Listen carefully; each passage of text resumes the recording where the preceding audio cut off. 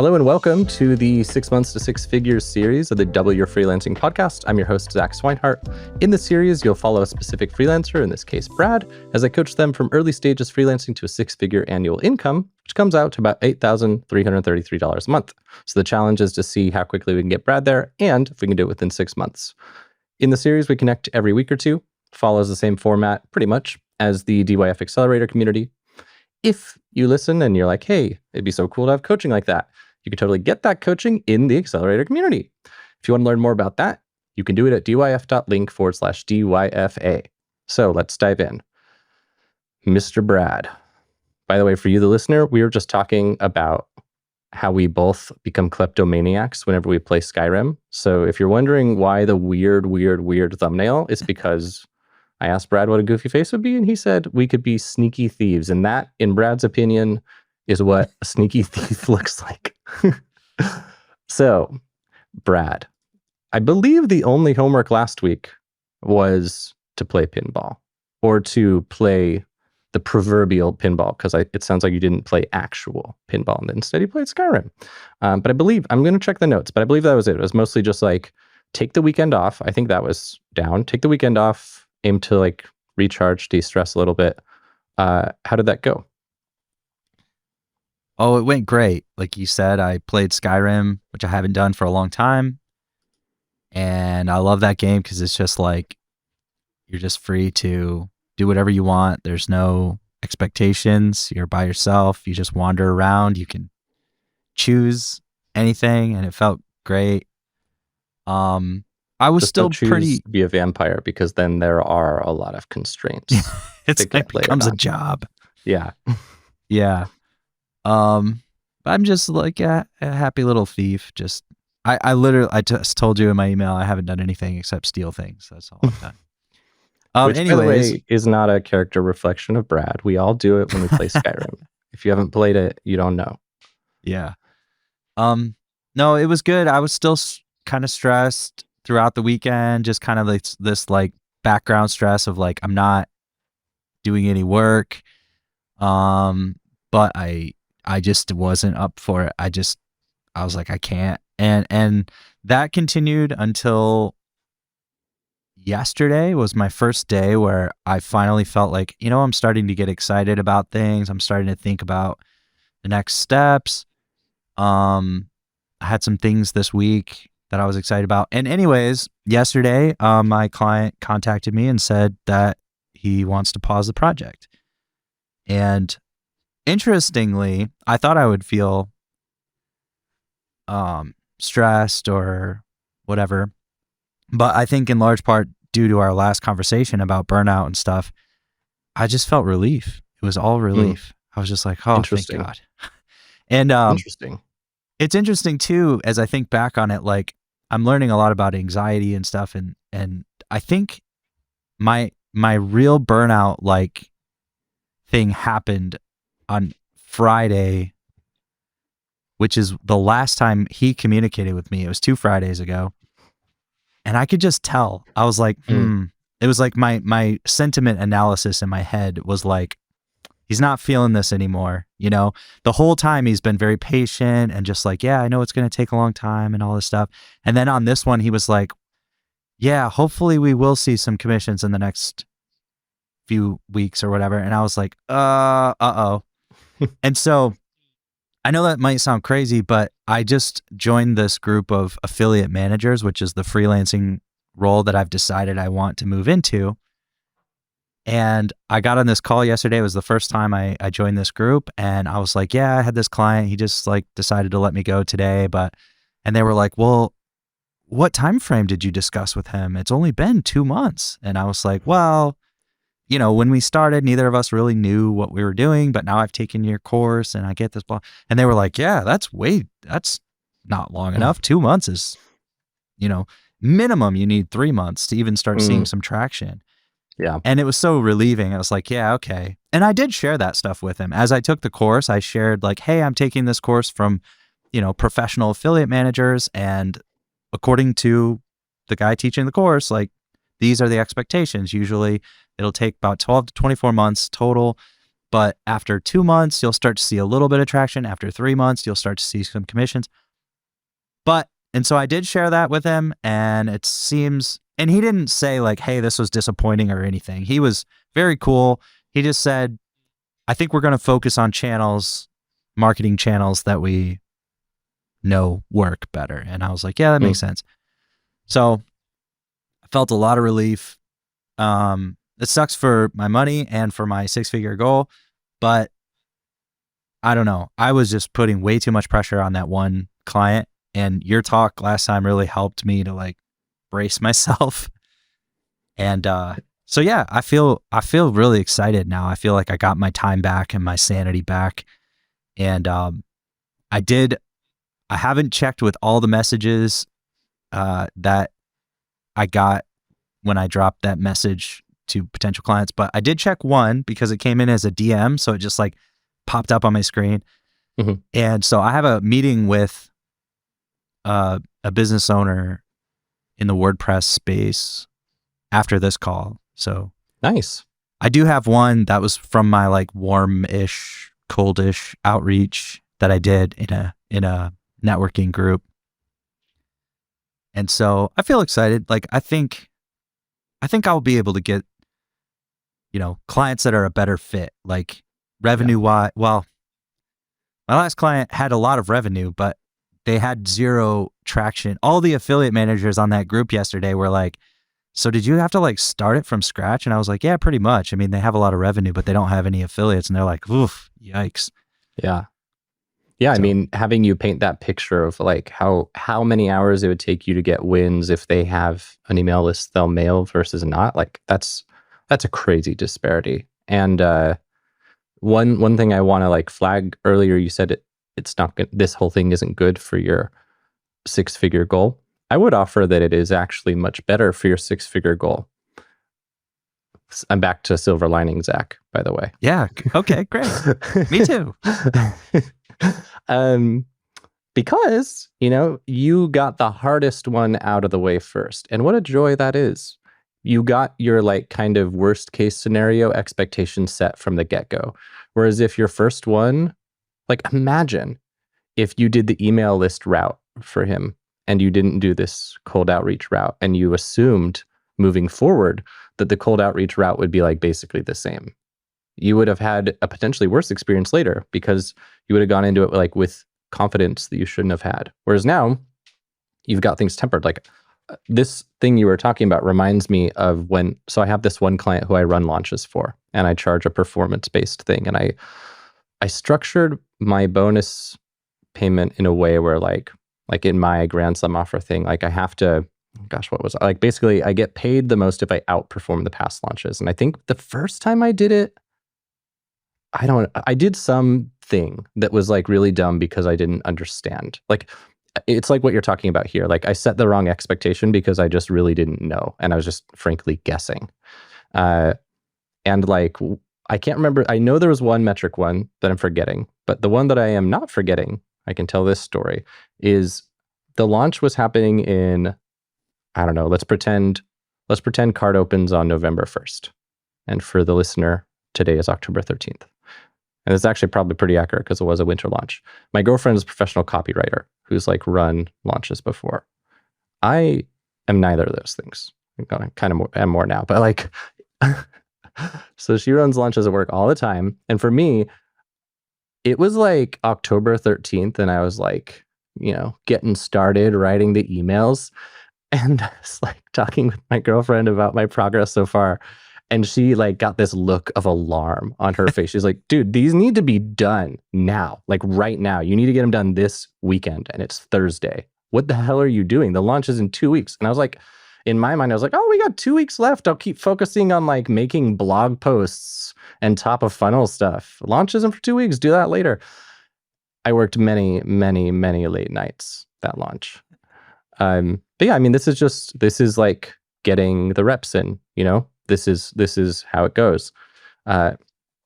Something Nicholas Cole said on the interview that I liked a lot. He said like when he left that agency and he didn't leave it with much money, he said, I got paid in experience, not money from that one. And I think that's this project for you. You got to test a lot of the parameters. You've leveled up your knowledge massively. It was an impetus for you to join this community. It was an impetus for you to join these groups. It was an impetus for you to create a Grand Slam offer. Like, you leveled up so much, and you wouldn't have had any of that if it weren't for this project. So to me, even though you didn't get the actual, like best case scenario of smashing it out of the park on your first try, you got yourself prepped to be able to smash it out of the park moving forward. And I think that's awesome. So I'm going to say go you and high five. Thanks. So for today, given that you've got these other leads you're working with, what do you want to chat about today? What would your ideal takeaway be from today's call? I feel like I've been reflecting on, how far I've really come from this training. Like, when we started, I didn't know how to network. I didn't know how to make cold offers, where to find people, how to even choose a niche. Like, I've done all of those things. Like, I've chosen a niche. And it happened like everybody says. You don't have one, and then suddenly you do. Like, you try a bunch of things, and then one clicks, and you're like, yes, okay, cool. So now that I have the niche, I have the offer roughly. It's not exactly dialed in, but it's really closer than any of the other offers. Like, I guess I just want to start the engine back up, start the wood chipper. No, I guess this isn't the wood chipper you talked about, but I just I want to restart the podcasting and everything, but with this new, everything's in alignment now. Yeah. And what's cool is you've been practicing the discrete skills. Yeah. You were just practicing them separately. And now, as you say, they're going to line up and be more vertical. So I think that makes sense. I think that's a great goal for today. And by the way, I was just checking. So today, October 13th, the earliest one of these, and I know you came in the community before we decided to start doing the 6 months, 6 figures, but it looks like you joined in June. So 4 months, you've made all this progress, which is pretty cool. I don't know if you remember when you joined. But I see kickoff interview was on July 5th, and I see one on June 28th. Yeah. So yeah, I think this is awesome. And at this point, you've got the hunch for an offer. You know who you're going to do it for. You have some traction with the podcast, so you can start bringing them on. I think if we were to circle back to what the focus was a couple weeks ago, I think that's still highly relevant, which is a couple weeks ago or a few weeks ago, I was wanting you to think about if you were to create an offer with a really strong guarantee, where you knew 90 or 80% chance of success, what would the parameters be that you'd have to require from a client? Would it be that they have an email list of a certain size, that they can email to create affiliates, blah, blah, blah, blah, blah. Probably remember all this. So to me, given that you have these leads in the group, I can't remember what your exact pitch was, but I think it was I want to help you get affiliates, and you don't pay me if I don't produce results. I think you said something along those lines, right? That would be something I'd like to move into. I was going to try more a flat rate to kind of pay for my time a little bit, and then a performance-based activated bonus or something. That's what What was the verbiage of the post you put in the group that you got the response to? I just said, oh, I see. I said, I'm looking to take on a couple of affiliate manager clients, 1 to 2 new affiliate manager clients. I can help you grow your affiliate program. And I think I just said that it won't take much work on your part. Okay. So you didn't even talk about a guarantee or anything, and you got some interest. Cool. Well, that's great. That's what I think this might be a little bit like the bento box kind of thing, like the writer thing, like a box to check, maybe, or the social media manager, except social media manager is something you want to outsource for $3 an hour to the Philippines, unfortunately. And that's a job I was trying to apply for on Upwork. But affiliate manager out of the gates is a $70,000 plus salaried position in a lot of companies. So Yeah.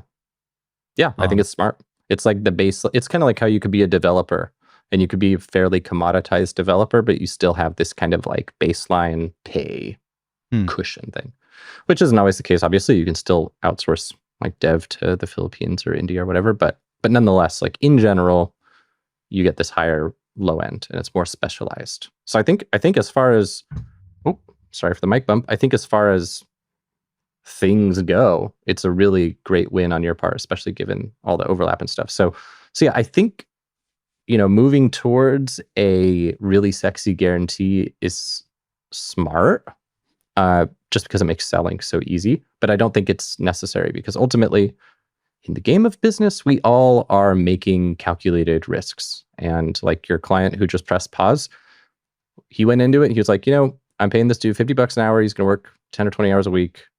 Let's see what he does in a couple months, because you didn't set the expectation correctly. And these things are hard to pivot from. It's hard to reset it when someone goes into it a certain way. So similarly, if someone's like, okay, I'm going to pay Brad a couple $1,000, and if he sucks, then I've got this whole thing at least set up, and I can just, because that's the pitch, right? You're going to set up all the infrastructure so that even if you personally don't activate affiliates, they can still push people to the sign up page for years to come, right? Yep. Cool. And you'll make like presumably an onboarding sequence or like some stuff. Yep. Yeah. So to me, like, that's cool. As you say, the box to tick thing, I think you're right. I mean, shit, DYF doesn't have an affiliate program right now. And it is one of those things that, like social media, like so many other things, you air quotes should do. And a lot of people don't, because it's nebulous and it feels like you might fuck it up if you just try to figure it out. And I think that's probably an important distinction here too, versus social media. It's like social media, can you do it wrong? Yeah, I guess you could do social media wrong, but is it high consequence if you do it wrong? I don't know. I don't personally feel like if I do Twitter wrong, it's high consequence. Obviously, I won't get traction or whatever, and that explains why I'm not getting traction. But nonetheless, it doesn't feel. I'm not going to burn a bridge unless I say something like racist, I guess. But I'm not going to burn a bridge on accident with social media. Whereas an affiliate program, like, what if I don't hook up the things correctly and people don't get commissions? Or what if people get paid when they shouldn't? Or what if the cookies, like, there are a lot of those technical questions that I bet keep people from starting. So I think it's really cool. What are you thinking your pitch will be? So let's say I'm like, hey, Brad, what does it cost to set up this affiliate stuff for DYF? What's your pitch? Well, I was thinking about my friend who is very well connected in WordPress. I talked with him a couple weekends ago. Even in my burnout, I went to breakfast with him and told him about this, and he was like, dude, this is perfect. Like, he's running Woo Sesh this week, so he doesn't have any time, but I'm going to meet with him probably next week or something. But he said, this is a great offer for a lot of people I know. He had just met this lady who built an affiliate managing software, and he's like, I'll connect you with her. She probably knows all this stuff. So the networking stuff is starting to spool up, but the guy who teaches a course, he says he usually charges about $4,000 per client. And obviously this role is like perfect for performance-based stuff, but I'm kind of just thinking keep it simple in the beginning. And I was thinking maybe like, depending on their size, like have a value-based conversation and be like, I don't know if they'll be comfortable saying like, what's your rough like monthly, MRR or whatever, because the affiliate manager people said their clients work best if they make at least $50K a month, because overall 12 to 24 months, you can expect to add 20% from the affiliate channel. So if they're not making at least $50K a month, then it's probably not going to be worth like $2,000 a month to pay somebody. And especially not $4,000 a month. So I was thinking $2,000 a month to like flat fee, try it for 3 months. I set up the infrastructure. And then if we hit a certain milestone, we activate to 4K and keep it going. I think the milestone would be different for everybody because, I personally, I would be open to working with a smaller MRR right now, but I would keep the expectation to be very small as far as like, I'm not going to be working for you full time. Maybe I'll put 5 hours a week in or something for less. Like, I think there's a lot of flexible pricing options available. You know, the guy teaching the course, he's like, well, I only have 2 clients and I'm not trying to take on more. But everybody was like, oh, you should work with some smaller companies just to like get some experience. And it's funny because they were like, oh, WordPress plugins don't make that much. And they were like, oh, that Elementor, I talked to them and like, they don't make that much. I'm like, are you serious? Like Elementor? Like that's like big company to me, but to them it's like, they work for like Adidas or whatever, you know? Right. So that was a lot of stuff, but that's roughly what I was thinking. Like, hopefully a company that could sustain like $2,000 a month to like pay for my time and set up and stuff. And then if things go well, we activate to $4,000. So I'll share some thoughts if you're interested on how this would feel to me as a potential client. Okay. So this is me sharing it as a potential client, but also merging in the knowledge that I have from our previous combos. Because there are kind of like 2 approaches here. There's one approach that's like the client who pressed pause, you doing that kind of work. That's like one route you could go. And that is ongoing work and it's linear. You have to keep putting in the hours to get the results. And it's less like you install the system and it just works. And it's more like you pound the pavement. That's kind of one route, pounding the pavement. And then there's this other route, which is the like install the machine route and then just like let it run. And it sounds like most people in this group are pounding the pavement with a little bit of machinery. But when you were describing the process for mailing the list and stuff, like to me, I think the hack, and you know, everyone's got to have their special spin. And this is me speaking as a newbie who doesn't know your industry. But I think if we're looking at busting norms, I think one norm to consider busting is the pricing framework and implementation that the people in this group take. And the reason I say this is that if you said, Zach, I'm going to charge you $2,000 a month forever. I mean, selling something that is thousands of dollars a month forever is hard, unless you can illustrate that value. And if it's going to take several months to get wins, that's also hard. But if you were like, Zach, assuming you meet my criteria, which are blah, blah, blah, blah, blah, we're going to email your list. We're going to set some stuff up to turn your, like, so let me tell you something I've had on my mind.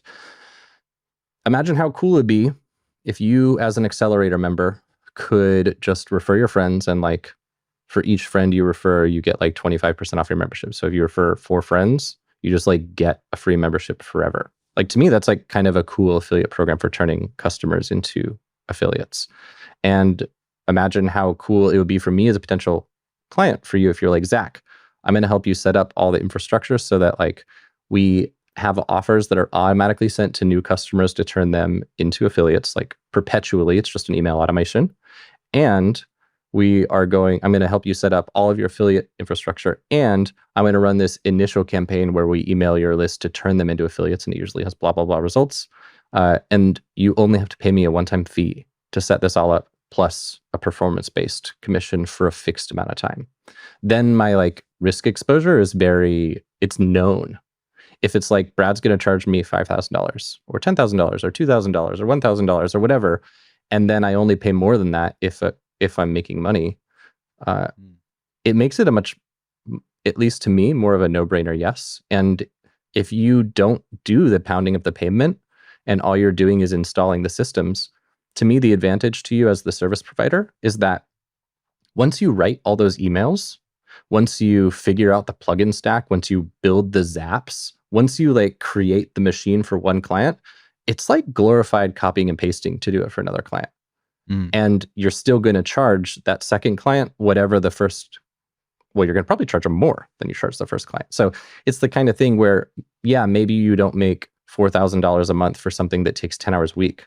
Maybe you make 5 or 10 grand as a one-off plus a performance-based thing for 3 months, but you also get to implement that in just a handful of hours and can very easily delegate it to a team. This is just my 2 cents. For these initial clients, do whatever you want, but just in terms of like making an easy pitch, some thoughts. So do you like better the idea of this thing where it's like predicated upon turning your email list into affiliates, or do you kind of lean towards the route that the people in the group do, where it's a monthly fee, they pound pavement, and it's like an ongoing commitment? Right now, I'm feeling the monthly fee pound pavement thing, but I like the end goal of being the productized. Like, I really do just want to get some experience. Like, that's the difference, is like, I actually do want to like get inside of some businesses and just like, you know, just experiment and learn and stuff. But I couldn't think of how to productize this business, but I think you just outlined it right there. Like, I'm only reiterating what you've told me before. for other business models, right? What do you mean? No, for this one. No, for this one. You didn't lay out the same pricing structure or anything, but in terms of the tasks performed, we've, for a while now, established these two potential routes. And like, remember, I think it was a few weeks or a month ago, I was saying how if your time risk for the machine setup route is like maximum 20 hours to know whether or not it worked, and your time risk for this other route is like 40 hours a month for several months to know whether or not it worked, it means that you can like fail 80% of the time with the first route and still come out ahead with your own time risk exposure than if you go the second route. And the reason I'm pushing for this pricing model is I'm thinking of someone like Laura. So if the listeners don't know, Laura, co-owner of DYF, runs a WordPress plugin called Client Portal. And this is how I first learned of her, and thereby Brennan, and thereby DYF. So weren't for Client Portal, I would not be here, because I am a Client Portal customer. And to my knowledge, Client Portal is like a pretty low six-figure business. It's pretty like lifestyle business, passive kind of thing. I think she makes about 150K or so. And so if you're looking at someone like that, where it's this nice little niche product who wants to tick a box, like I'm so sure that if you were like, Laura, I'm going to get you the affiliate thing set up for a one-time fee.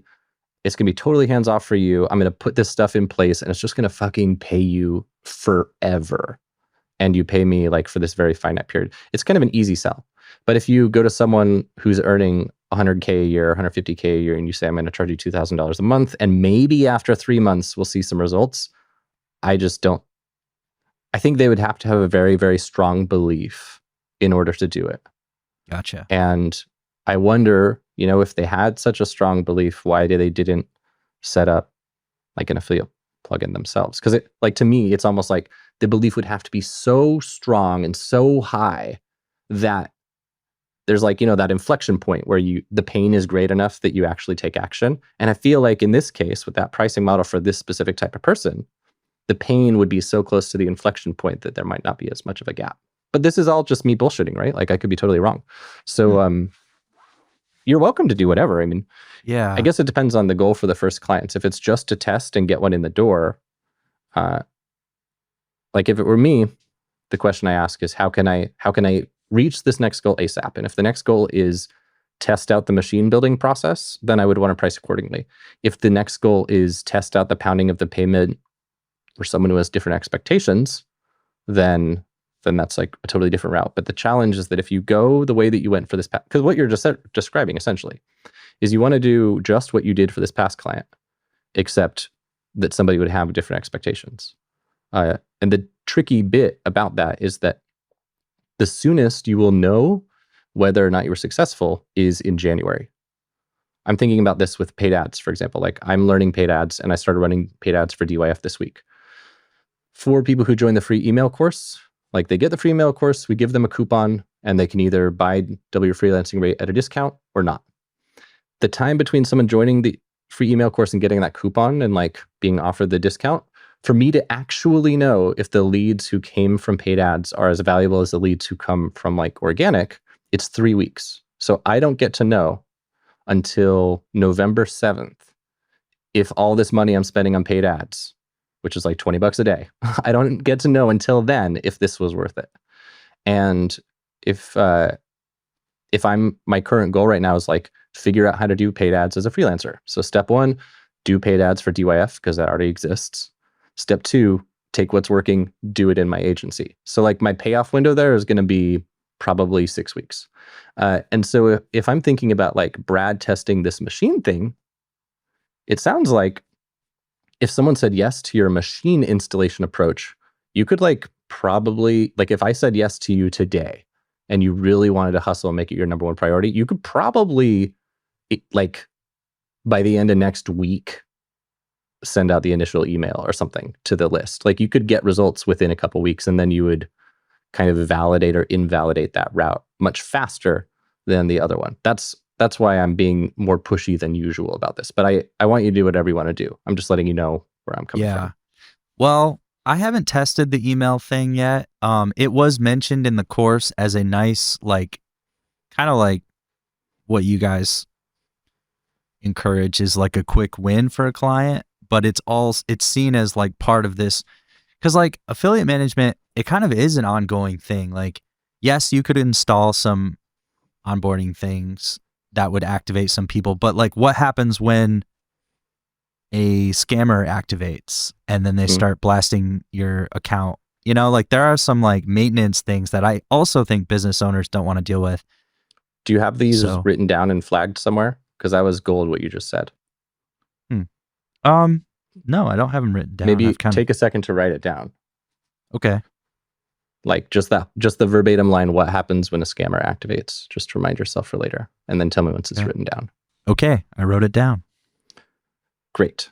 So the reason I mentioned this, I think that you dropped an inadvertent gem bomb, or whatever the less dumb phrase would be, which is, so something Brennan talks about in one of our courses that I think is kind of cool. So he talks about how if you were pitching some like email automation client, the thing about email automation is it's a thing that happens gradually, right? Like, it's helpful for every new subscriber moving forward, but some like really slick onboarding campaign is not useful for all of the past people who've like been on the list forever. And that's kind of one of those situations where you're like asking this person to lay out a bunch of cash up front for a thing that only pays off after time. And in his case, the quick win is like, he'll help them run a launch.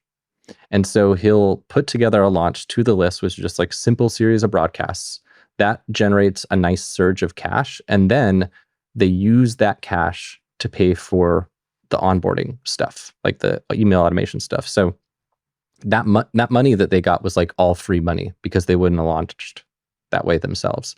So maybe that's the similar process here, is that your initial service, which will in DYF terms be a road mapping service, kind of, it's not road mapping. Never mind. It's not road mapping, but it is an initial service offering, like a microservice offering. Could be that you do that initial affiliate setup thing and the mailing of the list, like you get the stuff in place and they get to taste what it's like working with you. It really is road mapping. It is a road mapping project. It's just not road mapping in the sense of laying out the roadmap, but the role that road mapping serves is to essentially give the client a micro engagement with you to see what it's like working with you and get them a quick payoff. And then you kind of pitch them on the bigger service. So maybe your service structure here is that you do still pretty much always, or maybe not always if someone has strong belief, but maybe that's part of how you work, is you get the quick win first and you say, hey, this was awesome. Long term, like, you could take what I built and you could just use it forever. But the risk of that is, what if a scammer activates? What if there's a problem? You don't have anyone to keep an eye on metrics. Like, paint the shitty tomorrow if they don't hire you to keep a pulse on this thing. And then you get to say, if you want to handle this yourself, here's what I recommend you do. All these tasks, here's all the stuff I would do for you that I think needs to be done on a recurring basis. By the way, if you want me to just handle this for you, it'll cost blank per month. I think that might be a nice transition point.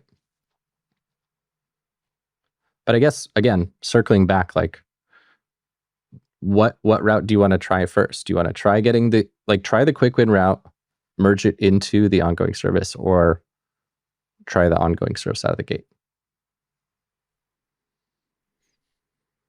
I think I want to try the ongoing service first. Okay. So what do you think, with that in mind, good goals for the week would be for you? Well, this call here in an hour, I guess I just want to talk to them and ask them questions and see what they're looking for. Like, I don't exactly know how the potential client describes their problems yet. So we'll see. if you have time, it sounds like you have an hour. I'd recommend you're in, I think you bought the bundle. You're in university, yeah? I think you're in No, both things. I don't think so. You're not? I thought you could go into the blueprint. I thought you talked about the blueprint before. You gave me a trial that unfortunately I had to cancel. Okay. Well, what I'll do is I'll give you another trial, and then you can go in the blueprint. And in the blueprint, we've got some stuff about like basically the positioning follow-up call, which is essentially what you're about to go on. I think watching that will give you some stuff to think about. That would be a nice way to, like, this call you're about to go on. It'd be really nice to get some feedback from them about their pains, their goals, and what makes this service offering a no-brainer to them, that kind of thing. And then, offer to do it at a discount for them as a pilot client kind of thing. I'll just go add that to you right now so I don't forget. Yeah, that would be awesome. All right. I gave you another 1 month uni trial. So go into the blueprint. We've got a lesson. I don't remember what it's called, but it's something like validating your positioning or something like that. There are like 2 lessons in there about it. And Brendan lays out some of the questions to ask and the things to look for. In the new version, I'm going to have some Notion templates and stuff. If you get stuck, email me and I can send you a couple work in progress things, but I think what's there should be pretty good anyway. So that'll be helpful. But yeah, if awesome. I don't know the context of this call, but if you leave it with them as a trial client at a discount that still helps you get your bills paid, and hopefully it's not like some massive payoff period, I would say that's a big win. I think the biggest thing is that for the early clients, having them know that it's an experiment and that they're getting a discount because they're helping you iron out the kinks and stuff. And like the condition of that is, number 1, I mean, you read the Alex Hormozy stuff, so you know this, but to reiterate his process, which I like, the condition is essentially, number 1, you like tell me what you don't like. Like you give me honest, critical feedback. Number 2, you're helping me iron out the kinks. And number 3, if it's awesome and you like it, you give me a testimonial. That's kind of like how you frame it. And it's kind of cool because when you have the clients that are these beta clients, like it's fun to be the beta client. It's especially fun if it ends up actually working. So yeah, if you can get the validation on the positioning and the pricing and things like that, and get them signed on as a, like, map out your process, how long you think it'll take to get results, what do you think it'll do for them, yeah, I think it'd be cool. So given that this is a call that's happening in just an hour, doesn't really hit the goal for the week, just so I can have something down, what do you think a good goal or focus will be for the next week? Or do you have to do this call before you know what it'll be?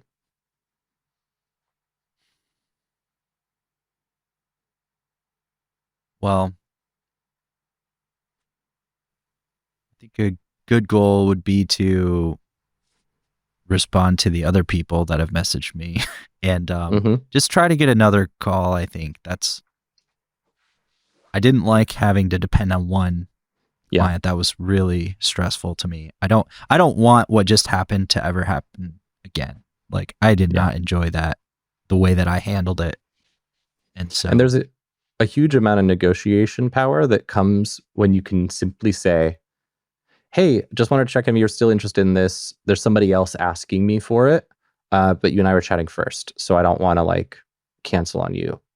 Like that to me is such like a negotiating superpower, and it only takes 2 simultaneous conversations. And similarly, like I've been doing this too. You could say like, I'm only taking on 2 beta clients because I want to make sure the process works first, and I've already got 1 other who signed on. So I need to know from you if you want to be the second one, or whatever your limit is. For me, 2 is a nice starting point, depending on how many hours a week something takes. But yeah, so I think that's really smart. Get these. You'll go into the blueprint now, hopefully, if you have time. You'll learn about the positioning call and stuff. You can start booking more of those positioning calls. You can probably start booking some podcast interviews if you want to reach out to past guests if they would be good for the positioning calls. That's the normal flow. Do you want to set a specific number of positioning calls you want to book, or a certain number of outreach, or just vaguely set it as the focus? I think I feel very like sensitive still to Yeah. my emotional I'm burnout. So hesitant to put like really I think strong vaguely performance setting it as the KPIs. focus. And thank you for the additional trial of the blueprint. I think I'm ready for the blueprint, to be honest. I think that's where I'm at because I know what I want to do and I know who I want to serve. Yeah. So I'm going to go through the blueprint. I think that would be a great goal for the next week or two.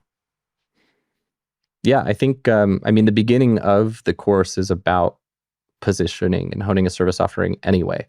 So most likely you can just like skip all that crap and go to the part about honing your positioning, which, so I think you can probably, it's not in front of me and I've been re-engineering all the modules for the new version, but yeah, I'll just say now, everything about like choosing your ideal client, honing your service offering, like you can just skip all that and just go straight to the part about validating your service offering. I think the lesson is called, quote, a Trojan horse at the gates, unless I already renamed it because I don't like Trojan horse interview as a label. Sorry, Brennan. But yeah. So skip the beginning stuff, do the validating, but I do agree that that's where you're at. And I think that the main thing that's going to be your next focus is going to be outreach to people, building relationships with people, trying some stuff pro bono or at a discount, honing your chops, and then pushing into more refinement of your service offering, marketing. So yeah, it's just literally the blueprint process. So you're definitely there. Ready. Yeah. So congrats on that.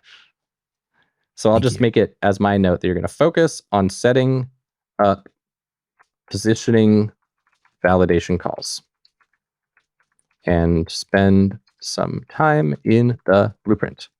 Awesome. Well, then I guess this seems like a good place to tie a nice bow on today. Anything you want to run by me before we go? No, that was awesome. Thank you. Cool. All right. Well, listener, if you enjoyed this episode and you are listening to the podcast version, please leave a good review. If you're on YouTube, please either like or subscribe. Just pick one. I'm trying to get better at giving you one call to action. But here's a second call to action, which is if you want to get coaching, you can join the Accelerator community and do some one-on-ones with me. Office hours are 20 minutes. You can come every week and we can do one-on-one just like this. So if you want to check that out, it is at dyf.link/DYFA. And if you want to learn more about Brad's business, you can check him out at thenomadbrad.com. Right? Has the Yep. I know I ask every time. Yep. And on social media everywhere at the Nomad Brad. So thanks for being here, Brad. Thanks for being here, listener. And I will see you guys next week.